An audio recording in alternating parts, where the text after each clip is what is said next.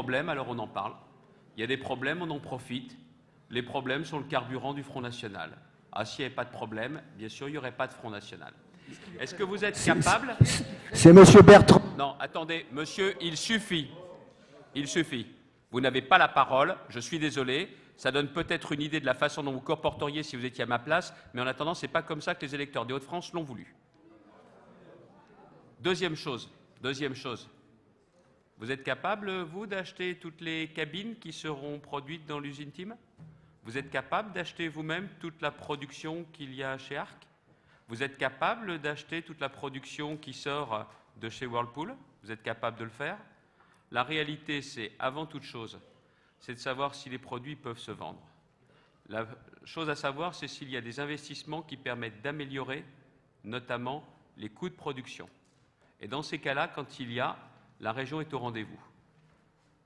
Il y a aussi des besoins de formation, qu'il y ait une reprise ou une poursuite d'activité. La région est au rendez-vous.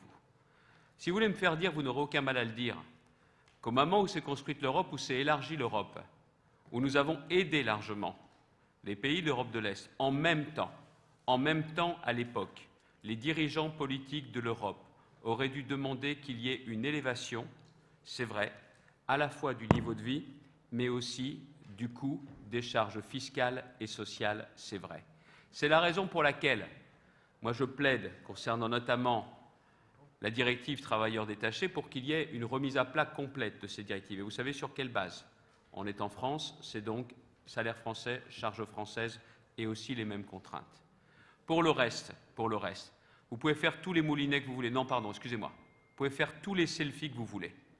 Ça ne change rien au fait que quand quelqu'un veut partir, il part. Quel est le rôle des politiques? Le rôle des politiques n'est pas de promettre une taxe à l'importation, comme vous l'aviez dit pendant cette campagne, vous avez parlé du national, je vais en parler, qui aurait en définitive pénalisé le pouvoir d'achat.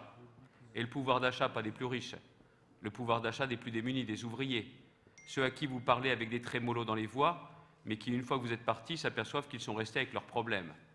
Pour Whirlpool, vous savez, quand on y est allé avec Alain Geste et avec Brigitte Fourré, à 6 h du matin, on n'avait pas les caméras, on n'a pas fait des selfies de ce jour-là. On n'a pas fait ça.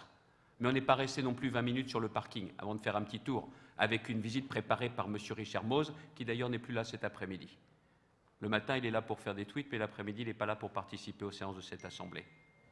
Et d'ailleurs, je pense qu'il n'a pas rendu service, M. Richard Mose, qu'il était tout sourire devant les caméras, mais c'est peut-être à ce moment-là, juste avant le débat, qu'a commencé à se faire la bascule du second tour de cette élection présidentielle. Vous n'avez pas rendu service avec votre art de la communication qui vous est retombé dessus. Par le reste, nous, notre rôle aujourd'hui, c'est de trouver des solutions. Et ces solutions, c'est quoi? C'est de trouver les repreneurs. Oui, nous sommes aujourd'hui au travail. Et d'ailleurs, le surlendemain de la visite de Mme Le Pen et de M. Macron, nous étions en réunion avec l'ensemble de l'intersyndicale où les mots qu'a utilisés Mme Le Pen ont été injurieux à l'égard des représentants syndicaux. Et on a travaillé avec eux pour trouver des solutions. Et aussi pour le dire, je l'assume, tordre le bras de Whirlpool pour le PSE. Il a été signé quelque temps après avec des avancées de Whirlpool, certainement pas parce que nous sommes intervenus, mais peut-être qu'on a réussi aussi à faire entendre raison à cette maison mère. Maintenant, l'enjeu, c'est de retrouver de l'activité. Alors, quand je dis de l'activité, moi, je peux d'autant plus le dire, je ne suis pas candidat aux élections législatives, c'est qu'on va retrouver de l'activité sur ce site. Et l'enjeu, c'est de savoir combien de salariés voudront bénéficier du PSE et combien de salariés voudront une autre activité sur ce même site. Et notre boulot, et je suis en contact, comme Brigitte Fourré et Alain Geste, en permanence avec des investisseurs pour voir quel sera le projet le plus porteur, celui qui aura une vraie dimension industrielle, celui qui sera un vrai projet de moyen et de long terme, et celui qui pourra permettre de fixer le maximum d'emplois. Voilà ce qui m'intéresse. Pour moi, les ouvriers qui ont des problèmes, les salariés qui sont inquiets pour leur avenir, ce n'est pas de la matière première électorale pour électoralistes en herbe comme vous l'êtes. C'est tout simplement d'essayer de trouver des solutions pour les gens de la région qui sont inquiets et qui souffrent.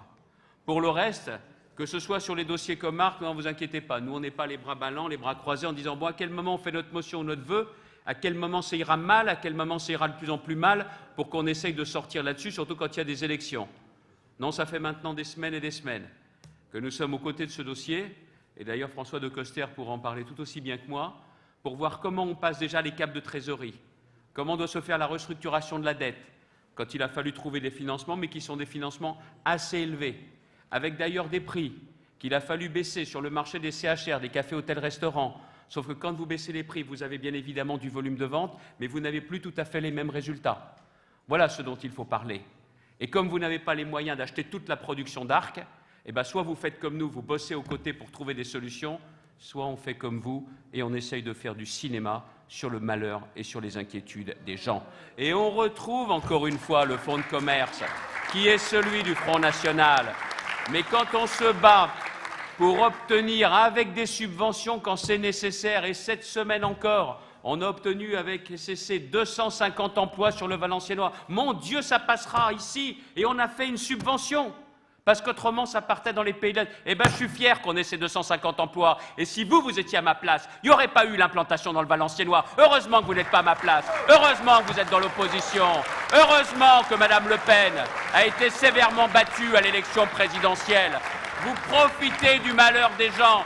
Et si vous étiez élu, eh bien, je le dis très clairement, ce serait davantage de malheur dans cette région et dans ce pays. Et je me battrai aussi contre vous pour qu'il n'y ait pas 23 députés du Front National dans cette région, là où vous êtes arrivés en tête lors de l'élection présidentielle au second tour. Parce que je le dis, vous profitez du malheur des gens, mais vous feriez davantage de malheur et davantage de problèmes dans un pays qu'on a déjà beaucoup et qui n'attend que des solutions. Jamais elles ne viendront de vous, les solutions.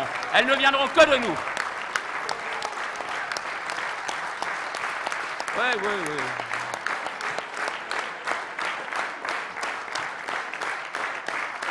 Vous avez